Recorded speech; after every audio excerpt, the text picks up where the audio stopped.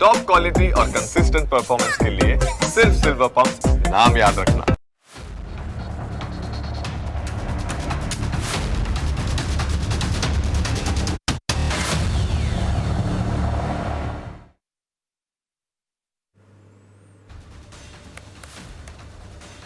નમસ્કાર, હું Janak Dave. Full stop news analysis પ્રોગ્રામમાં આપનું સ્વાગત છે.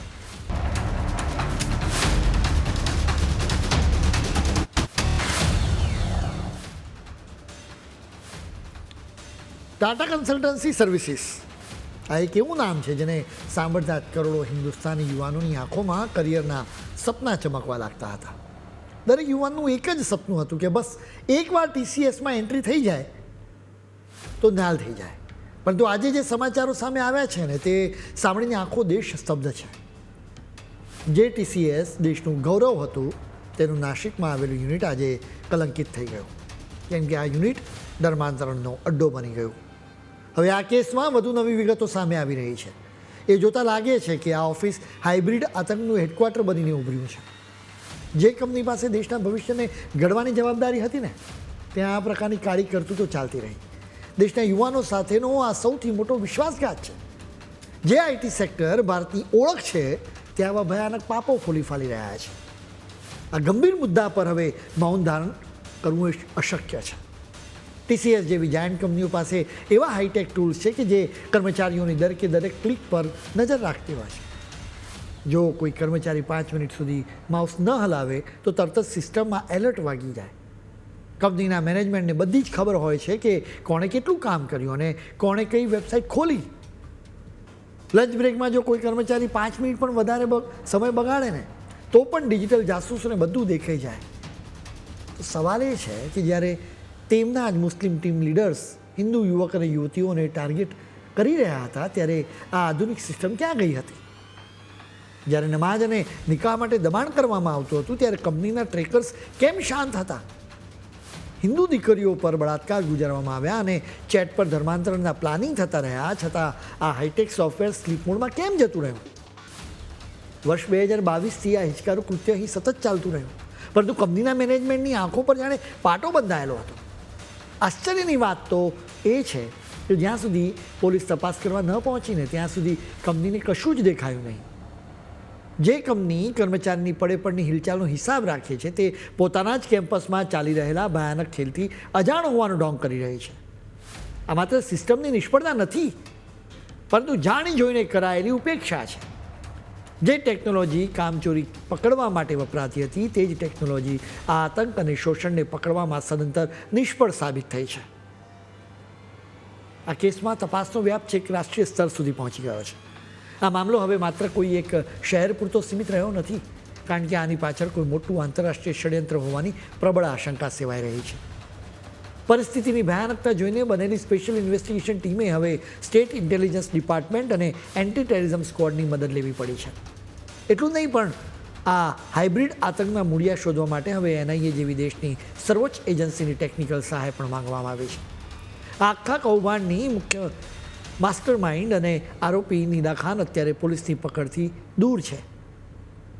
પોલીસની ટુકડીઓ ઠેર ઠેર શોધી રહી છે અને ખૂણે ખૂણે ફેંદાઈ રહ્યો છે, જેથી આ મહિલાને સળિયા પાછળ સુધી ધકેલી શકાય.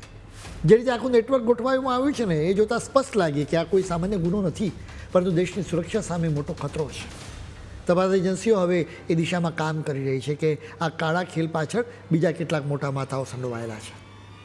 આ કેસમાં હવે જે ખુલાસો થયો છે ને એ સાંભળીને આખો દેશ ચોંકી જશે, કારણ કે આ મામલો સીધો આતંકવાદ સાથે જોડાયેલો છે. દિલ્હી પોલીસની સ્પેશિયલ સેલના અધિકારીઓ નાસિક જવા નીકળી ગયા, કારણ કે નિદા ખાન કોઈ આતંકની ગતિવિધિઓમાં જોડાઈ હોવાની પણ બાતમી મળી હતી.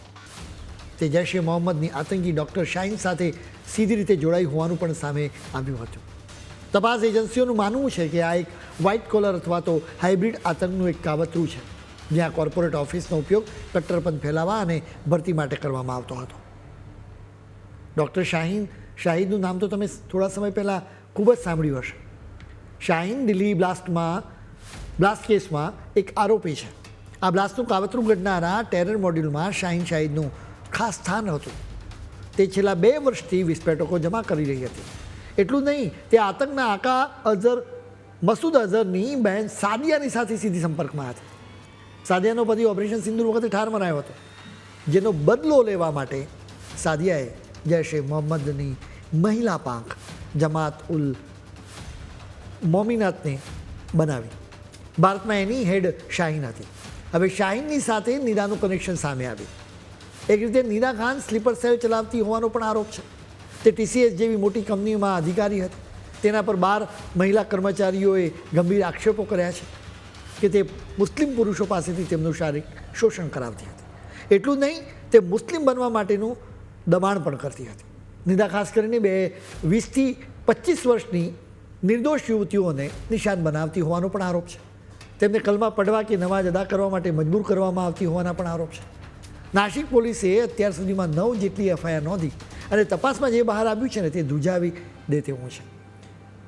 આ કેટલી મોટી સુરક્ષા ખામી છે કે આતંકવાદી સંગઠનો સાથે કનેક્શન ધરાવતી કોઈ મહિલા દેશની આટલી મોટી IT કંપનીમાં હોય અને એની જાણ ન થાય. FIR મુજબ નિદા ખાન શોષણ કરનારા મુસ્લિમ ટીમ લીડર્સની સાથે ખભે ખભો મિલાવીને ઊભી હતી. તે હિન્દુ યુવતીઓને ઇસ્લામિક રિવાજો પાળવા માટે દબાણ કરતી હતી અને બુરખા કેવી રીતે પહેરવો તેની તાલીમ આપતી હતી. આ કોઈ સલાહ નહોતી, પરંતુ એક માનસિક અત્યાચાર અને દબાણ હતું. આ ભયાનક ખેલમાં સામેલ 7 લોકોના નામ હવે આખા દેશ સામે આવી ગયા છે. દાનિશ શેખ, તૌસીફ અખ્તર, રજા મેમન, શાહરૂખ કુરેશી, શફી શેખ, આસિફ આફતાબ અંસાર અને શાહરૂખ શેખ આમાં આરોપીઓ છે, જેમની કરતૂતોએ TCS જેવી સંસ્થાને પણ બદનામ કરી દીધી છે. પોલીસની તપાસમાં સ્પષ્ટ થયું છે કે આ લોકો કોઈ છૂટાછવાયા ગુનેગાર નથી, પરંતુ એક વ્યવસ્થિત ટોળકી બનાવીને સાથે મળીને કામ કરતા હતા. તેઓ હિન્દુ છોકરીઓને હેરાન કરતા, તેમનું શારીરિક શોષણ કરતા અને સાથે જ મુસ્લિમ બનવા માટે પ્રેશર પણ કરતા. નિદા ખાન હવે કાયદાથી બચવા માટે નવા પેંતરા રચી રહી છે. નિદા ખાનના વકીલનો દાવો છે કે તે ગર્ભવતી છે ને અત્યારે મુંબઈમાં છે. હવે ધરપકડના ડરે તે નાસિકની કોર્ટમાં આગોતરા જામીન મેળવવા માટે દોડધામ કરી રહી છે. હવે આ કાંડમાં અનેક નવી ચોંકાવનારી વિગતો પણ સામે આવી છે. કેટલાક ભૂતપૂર્વ કર્મચારીઓએ TCSની આ ઓફિસમાં ચાલતી પાપલીનાનો પર્દાફાશ કર્યો છે. આ મુસ્લિમ ટીમ લીડર્સ નિમ્ન કક્ષાની ભાષા વાપરતા હતા, જેને સાંભળીને કોઈ પણ સભ્ય માણસનું માથું શરમથી ઝૂકી જાય. તમામ આરોપીઓની વાત કરવાની રીત અત્યંત ગંદી અને અશ્લીલ હતી. આ લોકો હિન્દુ છોકરીઓને પોતાની ડેસ્ક પર બોલાવીને બેસાડતા અને પછી એવી વાહિયાત વાતો કરતા જેની કલ્પના કોઈ પણ પ્રોફેશનલ ઓફિસમાં ન થઈ શકે. આ માત્ર શારીરિક શોષણ નહોતું, પરંતુ હિન્દુ આસ્થા અને સંસ્કૃતિ પર સીધો પ્રહાર હતો. મુખ્ય આરોપી તૌસીફ અખ્તર તો હિન્દુ દેવી દેવતાઓનું અપમાન જ કરતો રહેતો હતો. જ્યારે પણ કોઈ તહેવાર હોય અને હિન્દુ છોકરીઓ ભારતીય પરંપરા મુજબ સાડી પહેરીને કે ચાંદલો લગાવીને ઓફિસ આવે, ત્યારે આ તૌસીફ જાહેરમાં તેમનું અપમાન કરતો. તે આપણી સંસ્કૃતિની મજાક ઉડાવતો અને હિન્દુ ધર્મ પર સવાલો ઊભા કરતો. TCSના એક ભૂતપૂર્વ કર્મચારીએ દાવો કર્યો છે કે તેમની સાથે પણ કામ કરતો કૃષ્ણા નામનો યુવાન ઓફિસમાં ગર્ભવતી રુદ્રાક્ષની માળા પહેરતો હતો, પરંતુ આ લોકોએ એવું માનસિક દબાણ કર્યું કે તેણે છેવટે ઇસ્લામ ધર્મ સ્વીકારી લીધો. વિચાર કરો કે આ ઓફિસ હતી કે ધર્માંતરણની કોઈ ફેક્ટરી. સૌથી મોટો ધડાકો તો નિદા ખાનને લઈને થયો. જે નિદા ખાન અત્યાર સુધી HR મેનેજર હોવાનું કહેવાતું હતું, તે ખરેખર તો એક પ્રોસેસ એસોસિએટ હતી. તે પોતાની પહોંચનો ઉપયોગ કરીને લોકોના ટ્રાન્સફર અને ડિપાર્ટમેન્ટ બદલવાની ધમકીઓ આપીને પોતાનું ધાર્યું કરાવતી હતી. નિદાની ગેંગના લીધે અહીં સુરક્ષાના બહાને કર્મચારીઓ પર એવા કડક નિયમો લાદવામાં આવ્યા હતા, જેની પાછળ મોટું કાવતરું હતું. કર્મચારીઓને પોતાના ફોન, બેગ કે લંચ બોક્સ પણ ઓફિસ કેમ્પસની બહાર છોડવા માટે મજબૂર કરવામાં આવતા હતા. આ કોઈ સિક્યોરિટી પ્રોટોકોલ નહોતો, પરંતુ એક ડર હતો કે ઓફિસની અંદર જે પાપ અને અત્યાચાર થઈ રહ્યા છે તેનું કોઈ રેકોર્ડિંગ ન કરી લે. આ લોકો ઈચ્છતા હતા કે ઓફિસની 4 દિવાલો વચ્ચે જે ગંદી રમત રમાય છે તે બહારની દુનિયાને ક્યારે ખબર ન પડે. આ નરક સમાન વાતાવરણમાં જે પણ નવા ખુલાસા થયા છે તે આખા કોર્પોરેટ જગતને હચમચાવી દેનારા છે.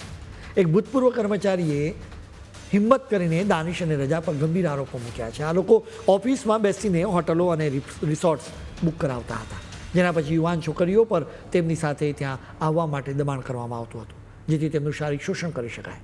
આવા ત્રાસના લીધે અનેક યુવતીઓએ નોકરી છોડી દીધી હતી. આવી તમામ વિગતો સામે આવ્યા પછી પણ હિન્દુઓ સૂતા જ રહેશે તો આ રીતે હિન્દુ છોકરીઓને નિશાન બનાવવામાં આવતી જ રહેવાની છે. એટલે જ ચેતવું જરૂરી છે, નહીં તો અસ્તિત્વ ભૂંસાઈ જશે.